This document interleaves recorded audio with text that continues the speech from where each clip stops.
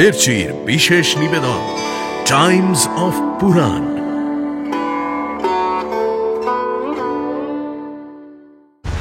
শ্রীকৃষ্ণ তার পরম ধামে চলে গেছে, আমাদের আর কোনো মূল্য নেই দেবর্ষি। শ্রী হরির কথা লিখুন, তিনি ছাড়া আর কোথাও শান্তি নেই। এবার তোমাকে হাতের নাগালে পেয়ে এত সহজে আর ছেড়ে দেব না আমি। কিন্তু এই পৃথিবীটাও যে আগের মতো নেই দেবর্ষি। বিধাতার নির্দেশে এবার আমার রাজত্ব শুরু হবে। শুনছেন মহর্ষি বেদব্যাস রচিত শ্রীমদ্ ভাগবত মহাপুরাণ অবলম্বনে কৃষ্ণ কথা। আজকের পর্ব কলিযুগের শুরু। হরি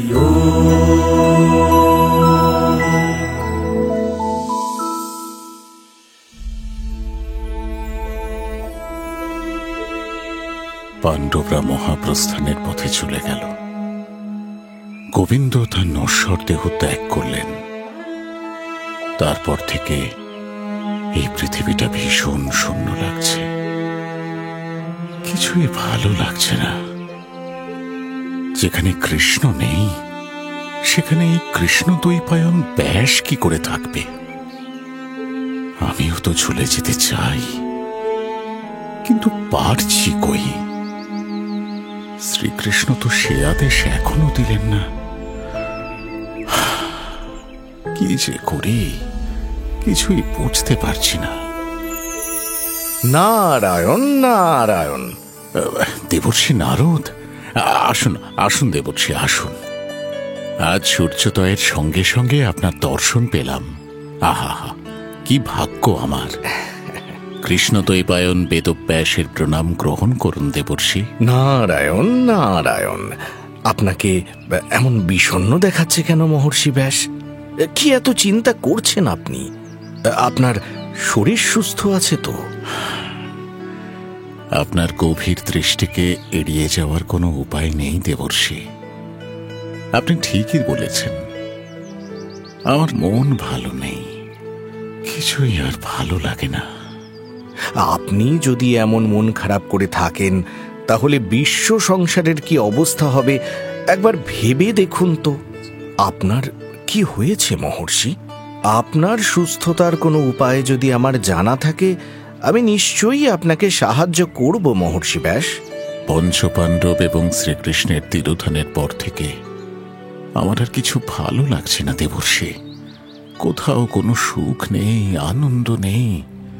মানুষের কল্যাণের জন্য আমাকে তো থেকে যেতেই হবে, বিধাতার তেমনই নির্দেশ। কিন্তু এই পৃথিবীটাও যে আগের মতো নেই দেবর্ষি। কামনা, বাসনা, লোভ, মিথ্যায় জর্জরিত হয়ে আছে। আমার বেদ, বেদান্ত, উপনিষদ, মহাভারতের কি হবে দেবর্ষি? এসব কাদের জন্য সৃষ্টি করলাম বলতে পারেন? আপনার দুঃখের কারণটা এবার বুঝতে পেরেছি ঋষিবর। আপনি এতকাল ধরে শুধু জ্ঞান এবং কর্মের কথা বলে গেছেন বলেই আপনার মনটা ভারী হয়ে উঠেছে। কিন্তু এভাবে তো শান্তি আসে না মহর্ষি। শান্তি পেতে হলে দরকার ভক্তির। কিন্তু সেই ভক্তির কথা তো আপনি কখনোই লেখেননি। সেই জন্যই কি আমি কোনো শান্তি খুঁজে পাচ্ছি না? তাহলে কার কথা লিখব দেবর্ষি? কে কে আমাকে শান্তি দিতে পারেন? কেন? শ্রী হরির কথা লিখুন, তিনি ছাড়া আর কোথাও শান্তি নেই। আপনাকে হরি কথা লিখতে হবে ব্যাসদেব। আমার সেই মুকুন্দ মুরারিকে না দেখতে পেলে আর বোধহয় কিছুই লিখতে পারবো না দেবর্ষি। শ্রীকৃষ্ণের পার্থিব শরীরটাই তো শুধু চলে গেছে, কিন্তু তিনি কি তাঁর ভক্তদের ত্যাগ করে যেতে পারেন? তিনি আপনার কাছেই আছেন যে।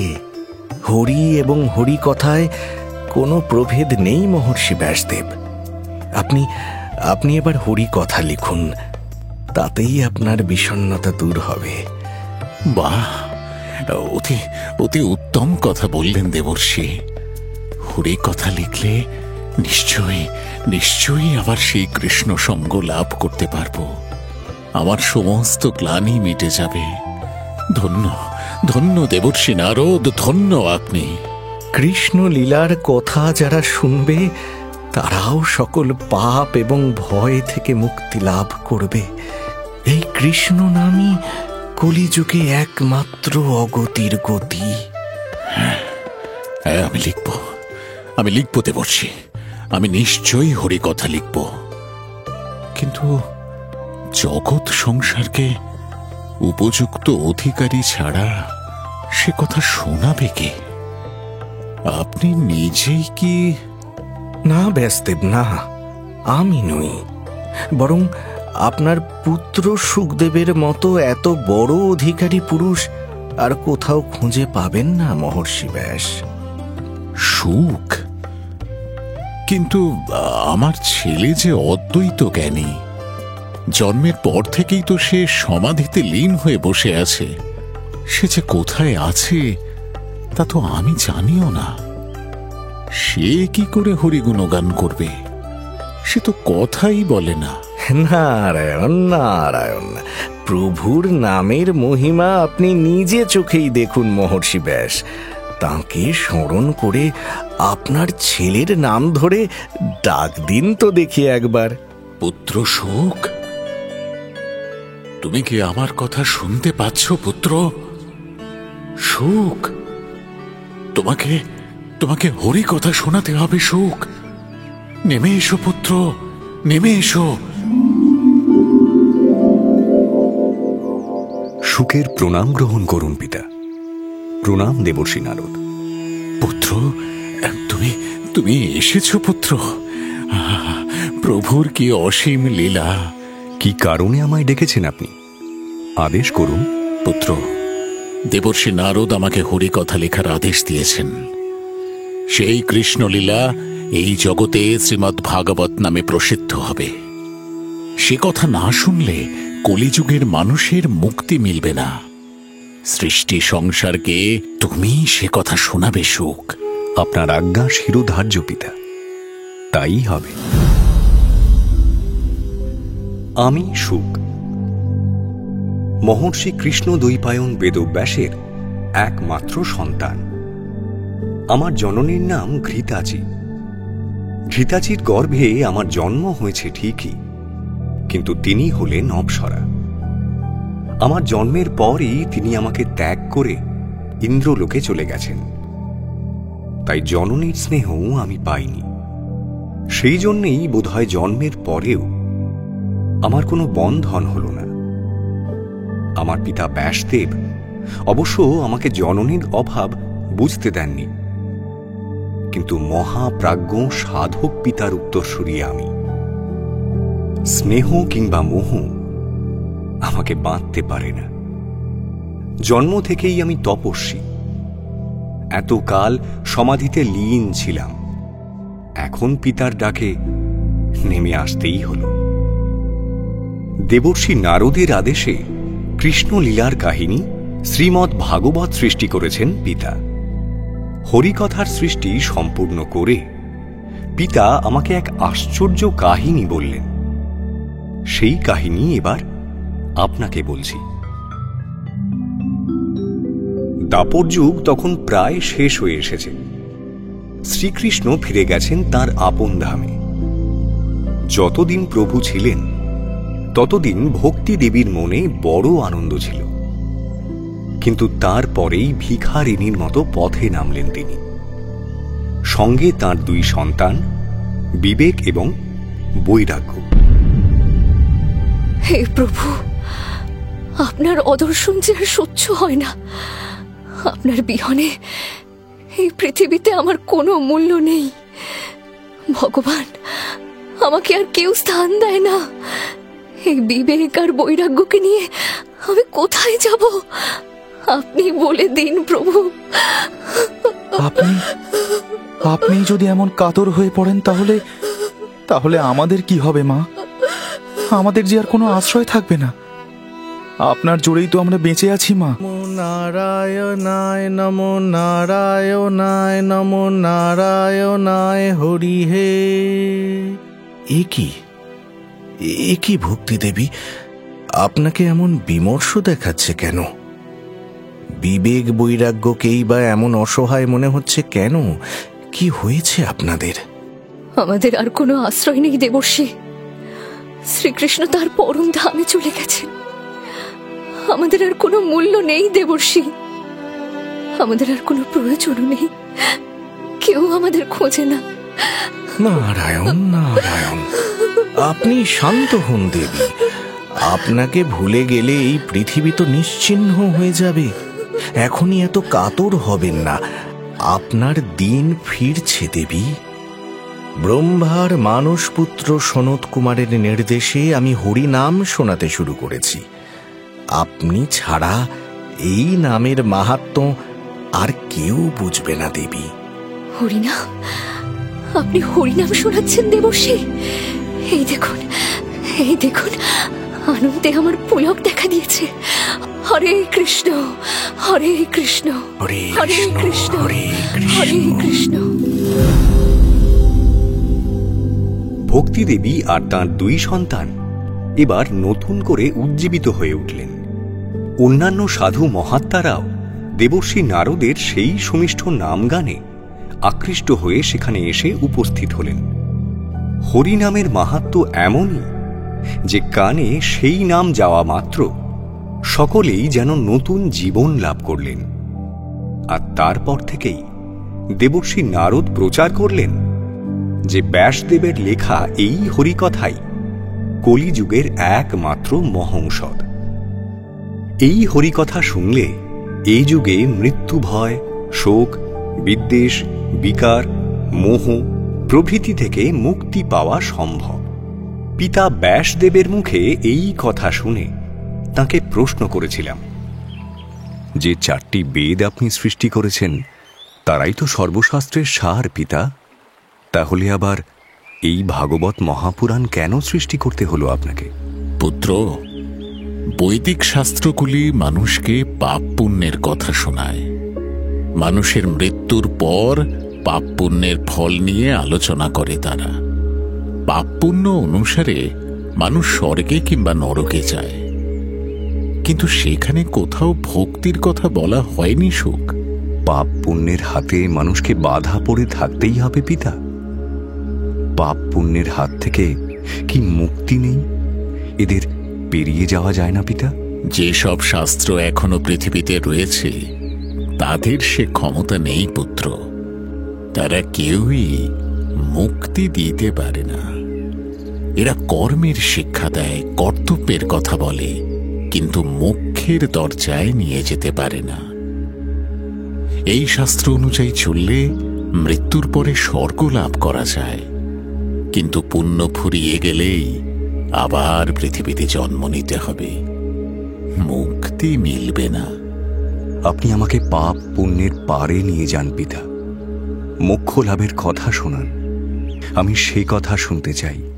পুত্র সুখ, এই যে ভাগবতের কথা শোনাবো তোমাকে, এই ভাগবত হল বেদ বেদান্ত সব কিছুর ঊর্ধ্বে। এটি একমাত্র মোক্ষ শাস্ত্র।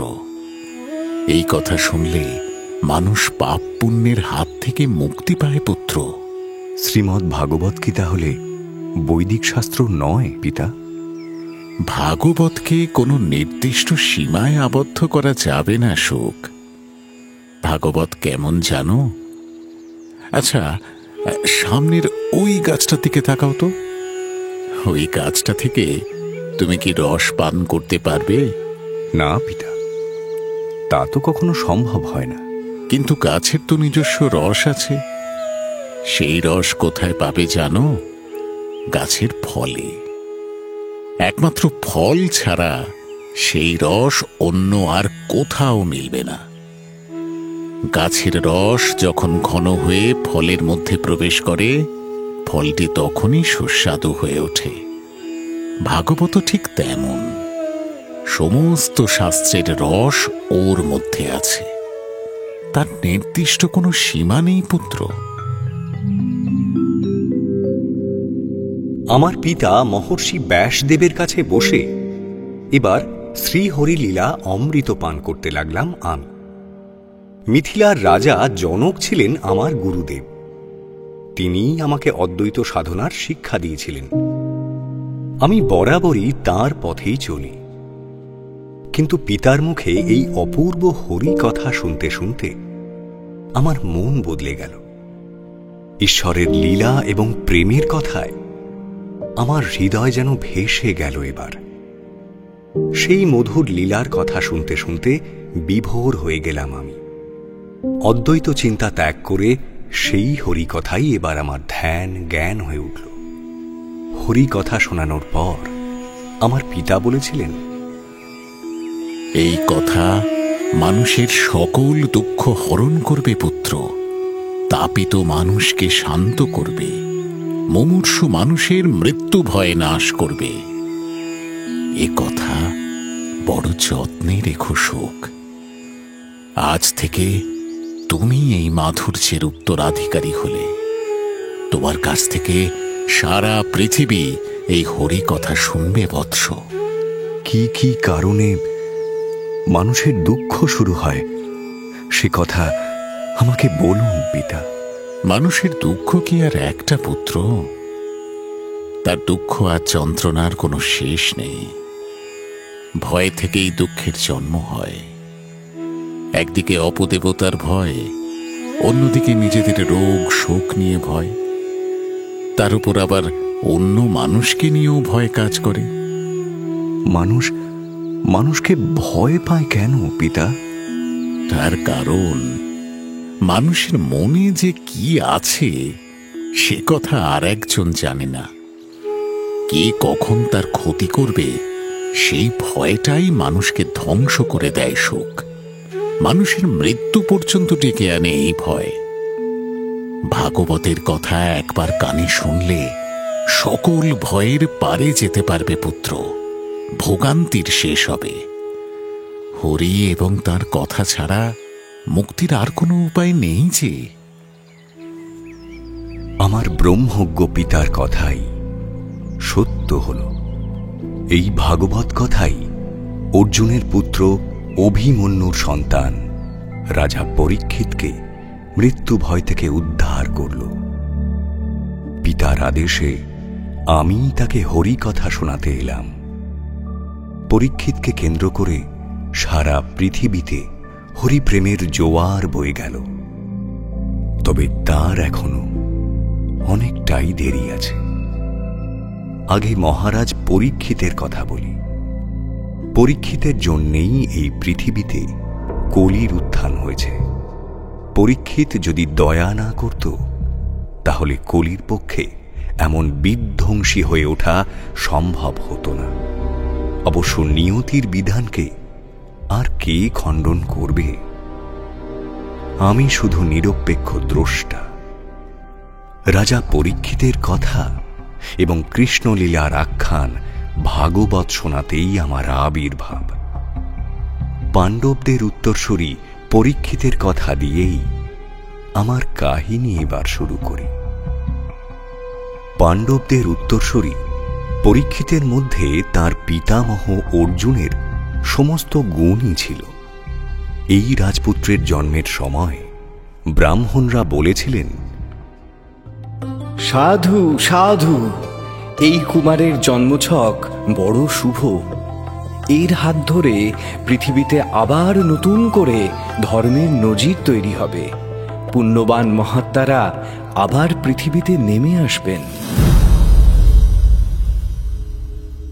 পরীক্ষিতের প্রতি ব্রাহ্মণদের ভবিষ্যৎবাণী ক্রমশই সার্থক হয়ে উঠল। পরীক্ষিতের শক্তি, শৌর্য, সাহস এবং দয়ার অন্ত নেই। রাজধর্মের মূর্ত বিগ্রহ সে। পাণ্ডবরা যেখানে অজ্ঞাতবাসে ছিলেন সেই বিরাট রাজ্যের সঙ্গেও পরীক্ষিতের ঘনিষ্ঠ সম্পর্ক তৈরি হল। সেই রাজ্যের রাজকুমার উত্তর ছিল অর্জুনের শিষ্য। সেই উত্তরের কন্যা ইরাবতীকে বিবাহ করল পরীক্ষিত। পরীক্ষিত এবং ইরাবতীর 4টি সন্তানের মধ্যে জ্যেষ্ঠ হল জন্মেজয়। জীবনের সব ক্ষেত্রেই পাণ্ডবদের অনুসরণ করত পরীক্ষিত। পরীক্ষিতের শাসনকালে পৃথিবীতে ধর্ম এবং দেবতাদের প্রভাব কিছু কম ছিল না, কিন্তু তার মধ্যেই ছিদ্র খুঁজতে শুরু করল কলি।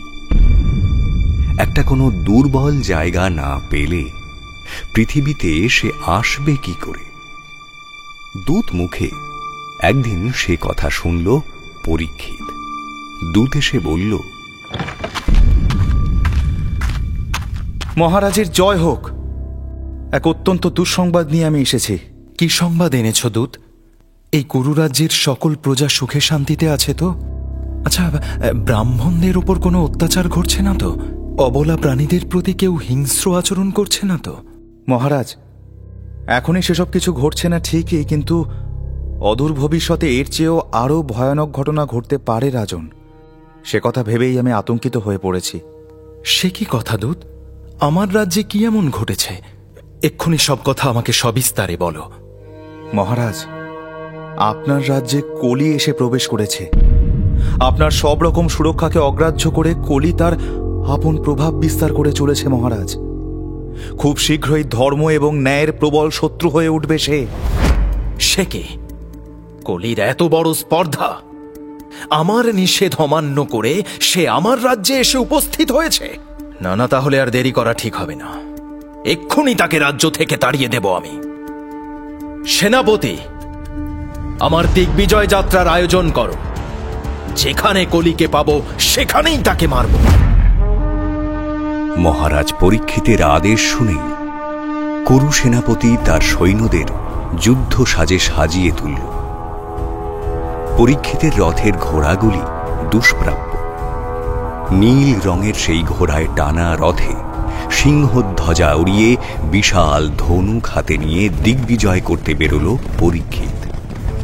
রথ, হাতি, ঘোড়া আর পদাতিক সৈন্যের বিরাট দল চলল তার সঙ্গে। বহু দেশ ঘুরতে লাগলো সে, কিন্তু কোথাও তো কলি নেই। ঘুরতে ঘুরতে পরীক্ষিত একদিন সরস্বতী নদীর তীরে এসে উপস্থিত হল। সেদিনের মতো তার যাত্রার সেখানেই ইতি।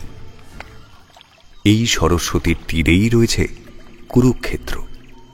পরীক্ষিতের পূর্বপুরুষদের মধ্যে ভয়ঙ্কর যুদ্ধ ঘটেছিল সেখানে। সে কথা ভাবতে ভাবতে বোধহয় একটু অন্যমনস্ক হয়ে পড়েছিল রাজা পরীক্ষিত। হঠাৎ তার শিবির থেকে একটু দূরে নদীর তীরে একটা অদ্ভুত দৃশ্য দেখতে পেল সে। সে দেখল রাজার বেশ পরা একজন শূদ্র হাতে বিরাট লাঠি নিয়ে একটি সাদা রঙের গাভীকে নির্দয়ভাবে মারছে। সেই গাভীটা দুর্বল, প্রতিবন্ধী, তার পা মাত্র একটা। ওই ভীষণ মারের হাত থেকে নিজেকে সে বাঁচাতে পারছে না, ছুটতেও পারছে না। দারুণ ভয়ে দাঁড়িয়ে দাঁড়িয়ে ভয়ানক কাঁপছে সে। সেই অসহায় প্রাণীর প্রতি এই অন্যায় আচরণ দেখে ক্রোধে অগ্নি মূর্তি হয়ে উঠল পরীক্ষিত। তীব্র কণ্ঠে সে চিৎকার করে বলল, দাঁড়াও শূদ্র! তোমার সাহস তো কম নয়। এই নিরপরাধ অসহায় প্রাণীটিকে এত নির্দয়ভাবে মারছো তুমি? কে আপনি? আমার কাজে বাধা দিচ্ছেন কেন? আমি রাজা পরীক্ষিত। আমার পিতামহ অর্জুনের সঙ্গে শ্রীকৃষ্ণ বৈকুণ্ঠে যাত্রা করেছেন ঠিকই, তা বলে তুমি ভেবো না এই পৃথিবীর আর কোনো রক্ষাকর্তা নেই। তুমি পাপী, মহাপাপী। আমি তোমার প্রাণদণ্ড দিলাম। আমাকে ক্ষমা করে দিন মহারাজ, আমাকে ক্ষমা করে দিন। এত বড় দুষ্কর্ম করে এখন আমার কাছে ক্ষমা চাইছো? তোমার লজ্জা করে না? কে তুমি? কোথা থেকে এসেছো? মহারাজ, আমার নাম কলি। দাপর যুগ এখন শেষ হয়েছে। বিধাতার নির্দেশে এবার আমার রাজত্ব শুরু হবে। সৃষ্টিতে চিরকাল তেমনই ঘটে থাকে মহারাজ। এই নিয়মের অন্যথা করার সাহস কারণ আমি শুধু নিয়ম পালন করছি মাত্র। ও, তুমি কলি? বুঝেছি, তোমাকেই আমি খুঁজে বেড়াচ্ছিলাম। এবার তোমাকে হাতের নাগালে পেয়ে এত সহজে আর ছেড়ে দেব না আমি। কেন মহারাজ? আমি তো আপনার কোনো ক্ষতি করিনি। তুমি থাকলেই চতুর্দিকে অনাচার শুরু হবে। এই তো একটু আগে এখানে যা ঘটছিল তা আমি নিজের চোখে দেখলাম।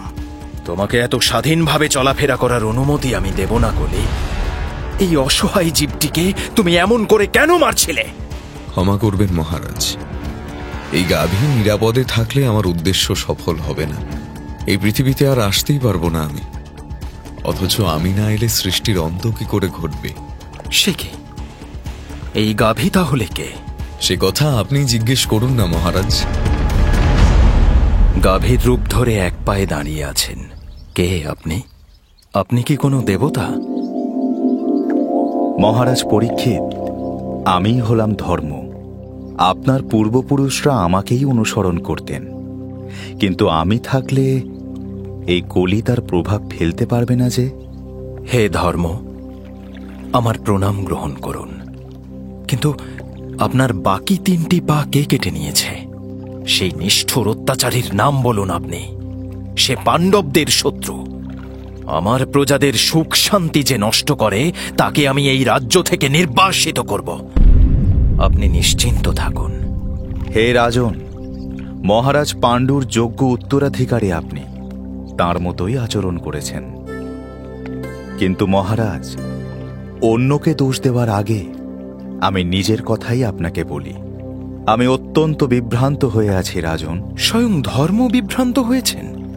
সে কি কথা? এও কি বিশ্বাসযোগ্য? আমি সত্য কথা বলছি রাজন। এই নিষ্ঠুর কলির প্রহারের থেকে সেই কষ্টই আমার কাছে সবচেয়ে বেশি।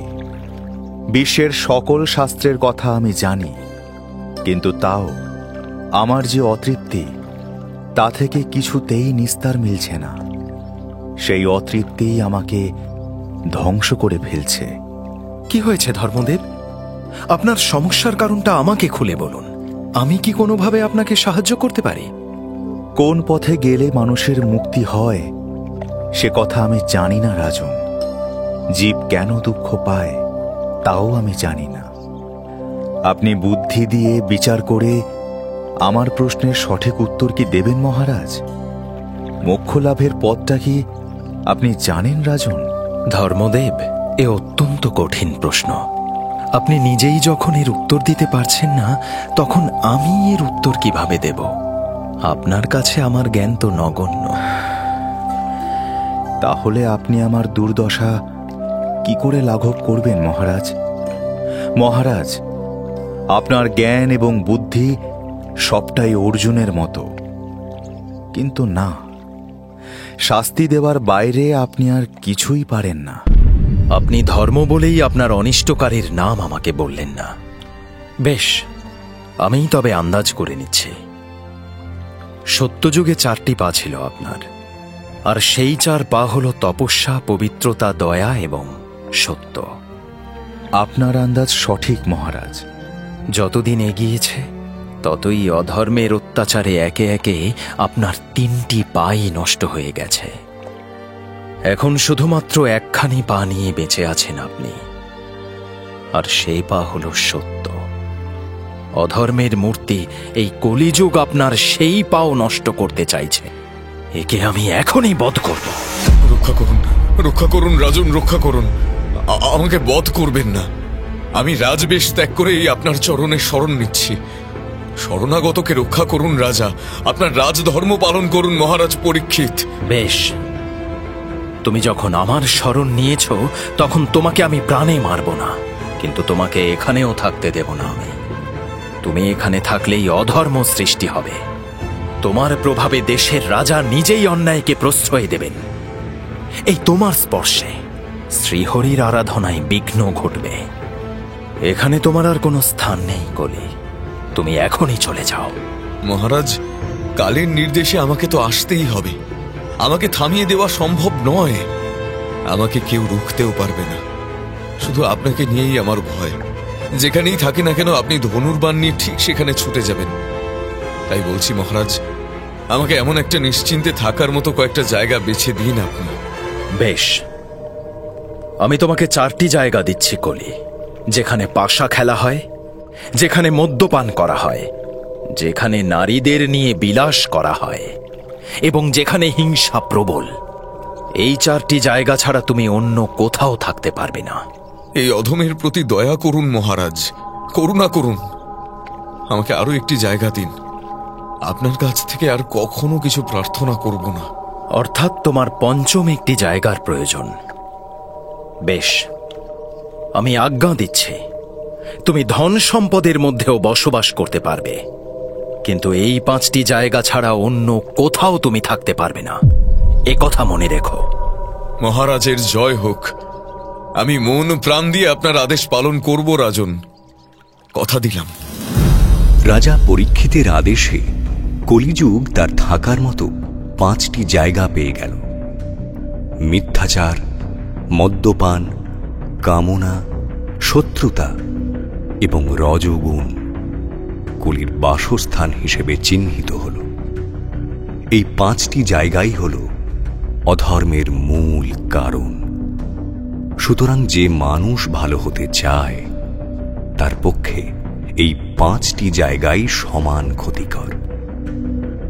মহারাজ পরীক্ষিত কিন্তু কলিকে প্রাণে মানল না। কলি তার কাছে শরণ নিয়েছিল, এটা ঠিক, কিন্তু তাছাড়াও তাকে প্রাণে বাঁচিয়ে রাখার আরও একটা কারণ ছিল। কলির একটা মহৎ গুণের কথা জানত পরীক্ষিত। যে মানুষের ভেতরে বিবেক বেঁচে আছে সে কলির আওতা থেকে মুক্ত। বিবেক বুদ্ধি না থাকলে তবেই কলির শিকার হবে সে। আর সবচেয়ে বড় গোপন কথাটা হল, এই কলিযুগে শুধুমাত্র শ্রীহরির নাম গুণগান করলেই মোক্ষ লাভের পথ খুলে যাবে। মানুষকে আর কোনো কঠিন সাধনা করতে হবে না। এ কথা বিবেচনা করে কলিকে আর বিনাশ করল না পরীক্ষিত, তাকে আশ্রয় দিল সে। কলি এবং পরীক্ষিত দুজনেই এবার নিশ্চিন্ত হয়ে যে যার জায়গায় ফিরে গেল। কলি গেল ধন সম্পদের কাছে, আর পরীক্ষিত গেল শিকারে। শিকার করতে করতে বনের মধ্যে একটা হরিণের পিছু নিয়ে বহু দূর অব্দি ছুটে গেল পরীক্ষিত। হরিণটাকে কোথাও সে খুঁজে পেল না। দিনের শেষে অত্যন্ত ক্লান্ত এবং তৃষ্ণার্ত হয়ে ঘুরতে ঘুরতে শ্রমিক মুনির আশ্রমে এসে হাজির হল পরীক্ষিত। আশেপাশে কোথাও কোনো জলাশয় নেই। এই মুনির কাছেই তার তৃষ্ণার জল মিলতে পারে, এই চিন্তা করে আশ্রমের ভেতর এসে দাঁড়ালো পরীক্ষিত। কিন্তু সেখানেও কেউ কোথাও নেই। শ্রমিক মুনির মাথায় জটা, পরনে হরিণের ছাল। একটা গাছের নিচে গভীর ধ্যানে তন্ময় হয়ে আছেন তিনি। মুনি ঋষিকে শ্রদ্ধা জানালো পরীক্ষিত, কিন্তু প্রবল ক্লান্তি এবং তৃষ্ণায় সে দিশেহারা।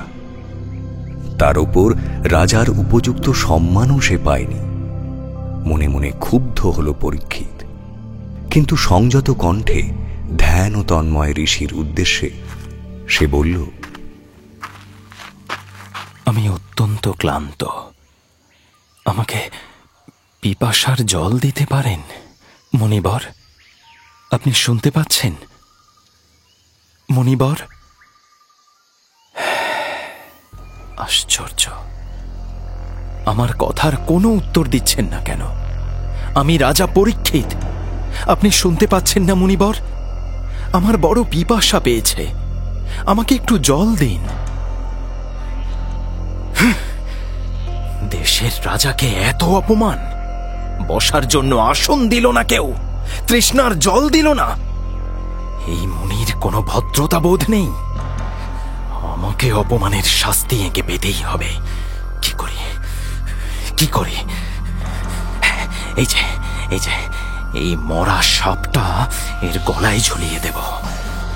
সমাধির ভান করে আমাকে অবজ্ঞা করার ফল এবার হাতে নাতে পাবেন উনি। আশ্রম প্রাঙ্গণ থেকে একটি মরা সাপ ধনুকের ডগায় উঠিয়ে নিল মহারাজ পরীক্ষিত। তারপর সমাধিস্থ শ্রমিক মুনির গলায় সেই সাপটা ঝুলিয়ে দিল সে। স্বভাবে ধীর, শান্ত, বিচক্ষণ পরীক্ষিত কোনো দিনই যে ভুল করে না, অহংকার এবং ক্রোধের বশে সেই চরম পাপ কাজটি করে এলো সে। সেই মুনির কথা ভাবতে ভাবতেই প্রাসাদে ফিরে এলো পরীক্ষিত। মুনি কি সত্যি গভীর ধ্যানে মগ্ন ছিলেন, নাকি তাকে অবজ্ঞা করলেন বুঝতে পারল না রাজা। ঘোড়া ছুটিয়ে এবার নিজের রাজধানীর পথে চলে গেল পরীক্ষিত। শমিক মুনির বালক পুত্র শৃঙ্গী সেই আশ্রম থেকে একটু দূরে অন্যান্য ঋষিপুত্রদের সঙ্গে খেলছিল। এমন সময় একজন বালক ছুটতে ছুটতে এসে তাকে বলল, শৃঙ্গী, শৃঙ্গী, তোমাদের আশ্রমে গিয়ে দেখো, ভগবান শিব এবং তোমার পিতার মধ্যে কোনো তফাৎ নেই। দুজনের গলাতেই সাপ রয়েছে, শুধু শিবের সাপের প্রাণ আছে, আর তোমার পিতার গলার সাপটা মরা। এ কি বলছো তুমি? আমি তো কিছু বুঝতে পারছি না। কোন সাপের কথা বলছো তুমি? আমার কথা তুমি এখন কিছু বুঝতে পারবে না। তাড়াতাড়ি নিজের আশ্রমে ফিরে যাও। তোমার পিতার দিকে তাকিয়ে দেখলে সবটা স্পষ্ট হয়ে যাবে। তাই নাকি? আমার সঙ্গে আশ্রমে এসো তো তোমরা। আমার পিতার কি হয়েছে নিজে চোখে দেখে আসি। চলো চলো, এক্ষুনি চলো। বালক সঙ্গীদের নিয়ে আশ্রমে ফিরে এলো শৃঙ্গী। তার ধ্যানস্থ পিতার কণ্ঠে মরা সাপ দেখতে পেয়ে ক্ষোভে, বিস্ময়ে, রাগে হতবাক হয়ে গেল সে। মরা সাপ জড়ানো শমিক মুনিকে দেখে অন্যান্য বালকেরা হেসে উঠল, কিন্তু রাগে চোখ দুটো যেন অগ্নি বর্ণ হয়ে উঠল। সে কাঁপতে কাঁপতে জিজ্ঞাসা করল, আমার পিতার এই অবস্থা কে করেছে? কে আমার পিতাকে এত বড় অপমান করার সাহস দেখিয়েছে? তোমরা তোমরা কিছু জানো? কারো কাছে শুনেছো কিছু? আমি দেখেছি শৃঙ্গী, একটু আগে এই আশ্রম থেকে মহারাজ পরীক্ষিতকে বেরিয়ে যেতে দেখেছি আমি।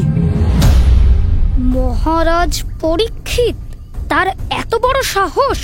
ব্রাহ্মণদের সম্মান দিতে জানে না সে?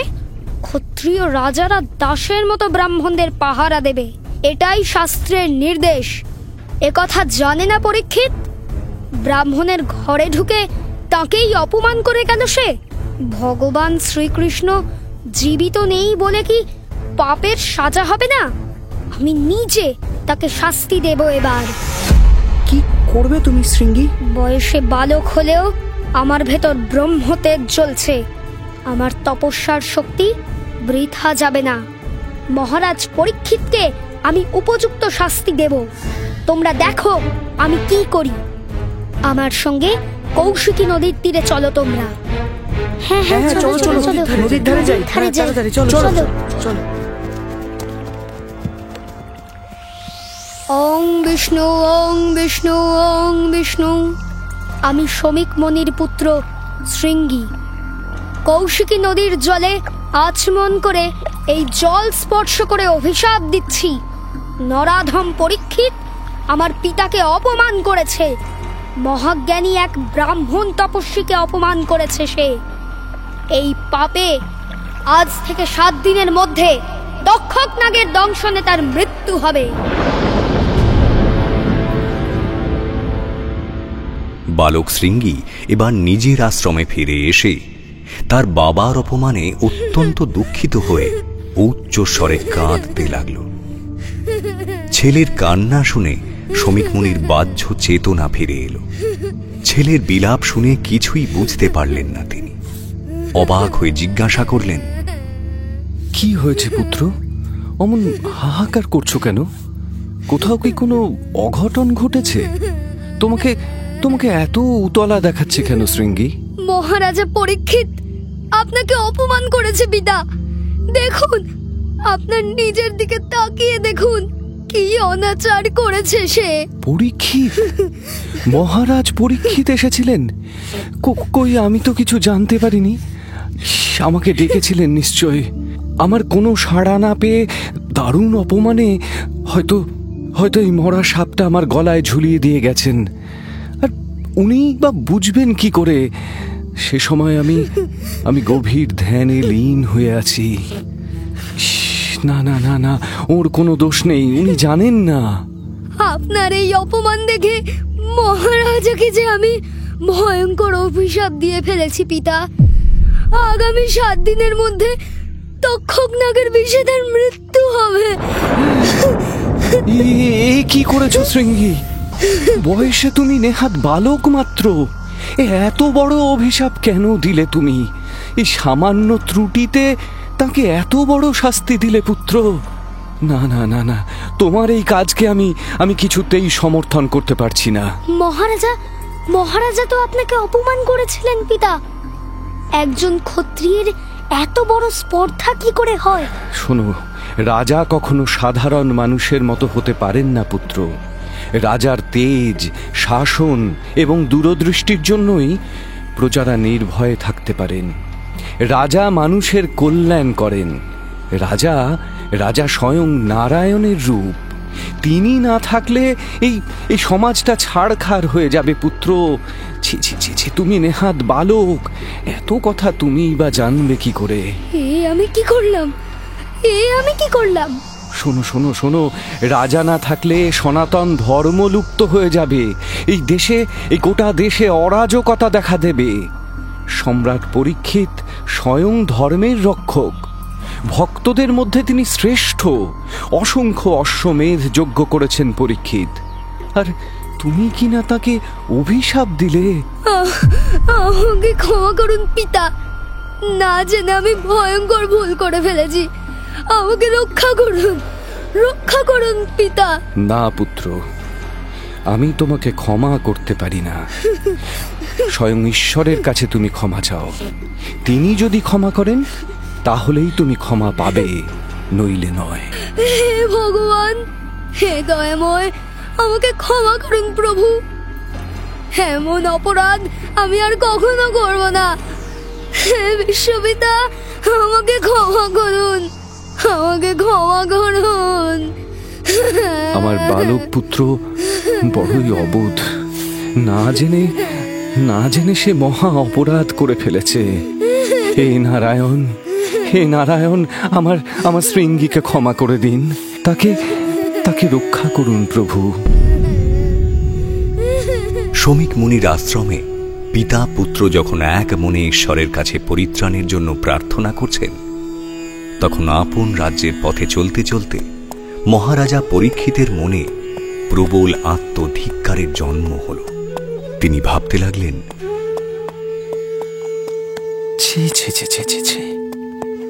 কি করলাম আমি? একজন ব্রহ্মর্ষিকে এত বড় অসম্মান করলাম আমি। এ আমার কি মতিভ্রম ঘটল? শমিক মুনিকে অপমান করার জন্য আমার ওপর নিশ্চয়ই কোনো সাংঘাতিক অভিশাপ নেমে আসবে। আসুক, সেই অভিশাপই আমার উচিত শাস্তি হবে।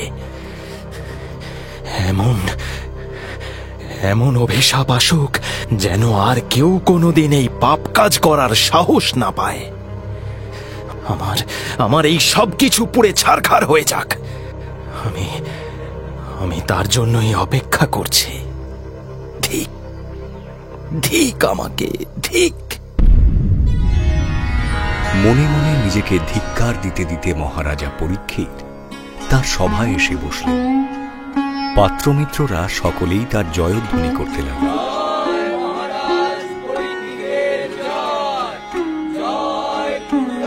মহারাজ পরীক্ষিতের কিন্তু আজ সেই জয়ধ্বনির দিকে কোনো দৃষ্টি নেই। হাত তুলে কাউকে অভয়ও দিলেন না তিনি। অন্যমনস্ক হয়ে সিংহাসনে এসে বসলেন মহারাজা। আর ঠিক তখনই দূত এসে জানালেন,